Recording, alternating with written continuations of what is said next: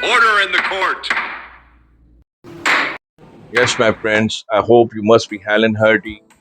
To begin with this new vlog, The Camel Strike, let's draw comparison between Pakistan judiciary and the Indian judiciary.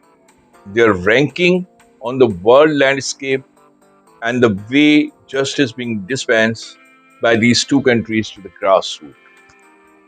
It might be very disappointing for us being Pakistanis, but that's the reality. Let's begin with. आज मैं आपको इसका थोड़ा सा overview दूंगा, फिर इसकी detail वगैरह हम किसी और व्लॉग में डिस्कस करेंगे। सबसे पहले द वर्ल्ड लैंडस्केप पे रैंकिंग वाइज ये दोनों कंट्रीज कहाँ लैंड करती हैं।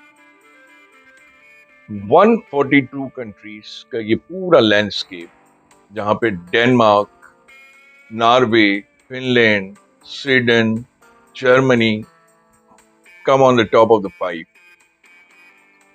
पाकिस्तान जहां लैंड करता है आउट ऑफ 142 138 नंबर। अब वो क्यों कर रहा है, उसके क्या अवामिल हो सकते हैं, तो फिर हम बाद में डिस्कस करेंगे। बात करें अगर इंडियन रैंकिंग की, तो India is ranked at number 79। The gap between Pakistan and India is a huge gap. इंसाफ बेसिकली क्या है, जस्टिस क्या है। मैं हमेशा एक बात कहता हूँ, justice can not be a law, it is a law which can be just और अनजस्ट।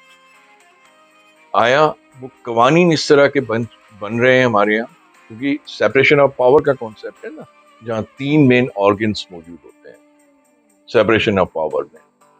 आपकी लेजिस्लेशन, आपकी एग्जीक्यूटिव, आपकी जुडिशरी।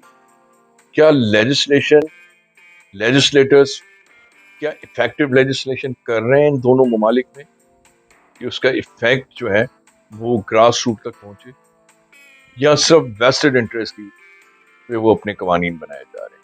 अगर आपका कानून उस तरह से होगा जिसके डिस्पेंसेशन में तकलीफ होगी, प्रॉब्लम्स क्रिएट होंगे, इम्पेंडिमेंट्स क्रिएट होंगे, तो आपको इंसाफ में डिले होगा, फिर आपकी रैंकिंग जो है ना डाउन द लाइन जाएगी।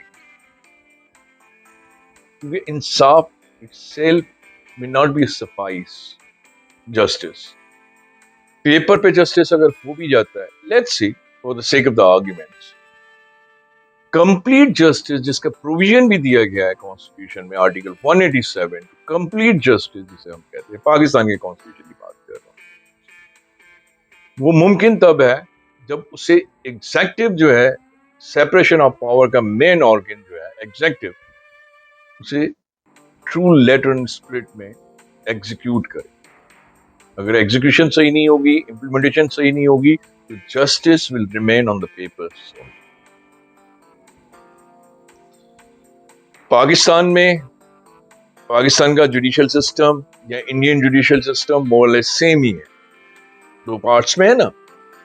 हायर जुडिशरी जिसमें high courts and the supreme courts, lower subordinate judiciary, Pakistan में भी इंडिया में भी।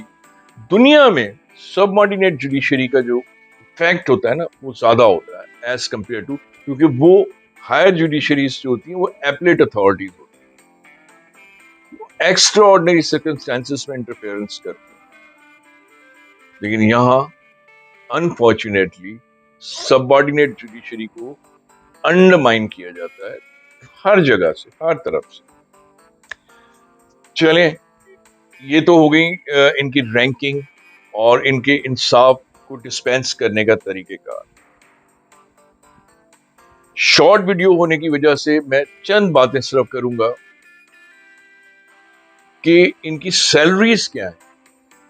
अगर पाकिस्तानी जजेस की salary in comparison with the Indian जजेस की सैलरीज को करें, उसमें भी जमीन आसमान का फर्क।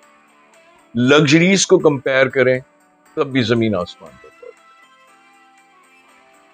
आप किसी को लग्जरीज प्रोवाइड कर देंगे ना, बहुत सारी लग्जरीज।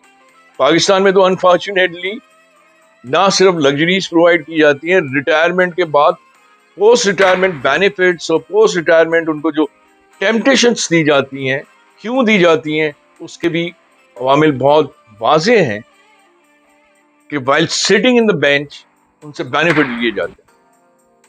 और ये कोई ढगी चुपी बात नहीं है, ये हो रहा है, हमारे पाकिस्तान में भी हो रहा है, इंडिया में भी हो रहा है। मैग्नीट्यूड का फर्क हो सकता है, और उस मैग्नीट्यूड की वजह से रैंकिंग में भी इतना बड़ा गेम है। लेकिन इंडिया में भी हो रहा है, पाकिस्तान में भी हो रहा है। अनफॉर्चुनेटली पाकिस्तान में ज्यादा हो रहा है। लग्जरीज अनलिमिटेड, बहुत ज्यादा।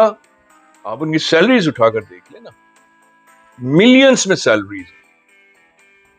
पाकिस्तान की बात कर रहा हूं।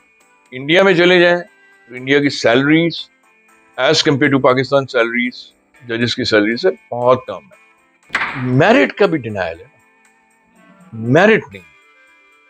खास करके मैं पाकिस्तान की बात करूंगा, जजेस की अपॉइंटमेंट के लिए मेरिट क्या है? आप कितने भी रूल्स बना लें, आप कितने भी उसके जो है ना कोड ऑफ कंडक्ट बना लें अपॉइंटमेंट ऑफ जजेस के लिए, आप लेंगे वही जो आपको पसंद, जो आपकी जी हुजूरी कर रहे हैं, जो आपको इंसाफ, आपके इंसाफ के हवाले से, आपकी जो इंसाफ की डेफिनेशन है उस हवाले से उस क्राइटेरिया में पूरे उतरते हैं, आप उन्हीं को लेंगे। फला जज फला एक ग्रुप को सपोर्ट करता रहेगा, फला जज दूसरे ग्रुप को सपोर्ट करता रहेगा, मिल के बेनिफिट्स जो है वो बांटे जाएंगे। न्यू जनरेशन कहाँ जाएगी? जो न्यू अपकमिंग लॉयर्स आ रहे हैं, अगर उनके वालिदैन ऑलरेडी यहाँ पर हैं, पेरेंट्स हैं, या वो जजेस हैं या लॉयर्स हैं जो कि ऑलरेडी उस ग्रुप में आते हैं, उनके लिए तो ठीक है। लेकिन जो न्यू कमर्स दूसरे आ रहे हैं, उनके लिए क्या जगह छोड़ रहे हैं? कुछ नहीं छोड़ रहे हैं, माफी के साथ। और छोड़ दें दुनिया में आप अपने इंसाफ के डिस्पेंसेशन के तरीकेकार को कंपेयर करना। आप इंडिया से कंपेयर नहीं कर सकते, आप बांग्लादेश से कंपेयर नहीं कर सकते। हाँ, 2 स्टेप्स पीछे अफगानिस्तान आपसे है अभी, क्योंकि उसकी रैंकिंग 141 है आउट ऑफ 142। अब अफगानिस्तान से कंपेयर करेंगे अपना, चलें कर लेते हैं कंपेयर। फिर उनकी सैलरीज उठाकर देख लें, उनको लग्जरीज जो मिली हुई हैं वो उठाकर देख लें, और आपको जो लग्जरीज मिली हुई हैं, आपको जो बेनिफिट्स मिले हुए हैं। कोर्ट्स में जाओ, ऐसे लगता है कोर्ट ऑफ किंग में अपीयर हुआ जा रहा है। ये कॉन्स्टिट्यूशनल कोर्ट तो लग ही नहीं रही है, अपनी मर्जी से जिसका केस चलाना है चलाना है। बहरहाल ये सारी चीजें नजर में रखते हुए कोई कंपैरिजन नहीं बनता पाकिस्तान और इंडिया का। India is far far better than Pakistani judiciary. और फिर अगर इंडिया का कंपैरिजन दूसरी कंट्री से किया जाए तो यस, येट टू इम्प्रूव। हमारे यहाँ इम्प्रूवमेंट तो दूर की बात है ना, वो जो डैमेज हो रहा है डे बाय डे, उस डैमेज को कंट्रोल नहीं कर पा रहे।